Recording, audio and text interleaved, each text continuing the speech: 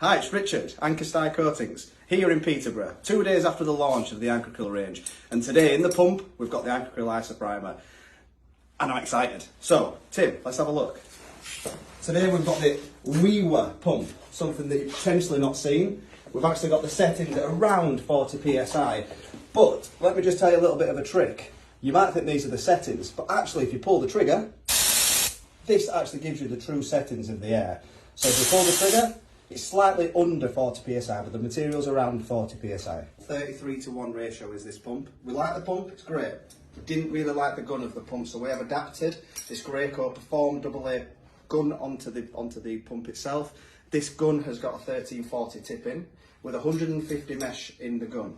The manifold filter within the pump is at 100 mesh.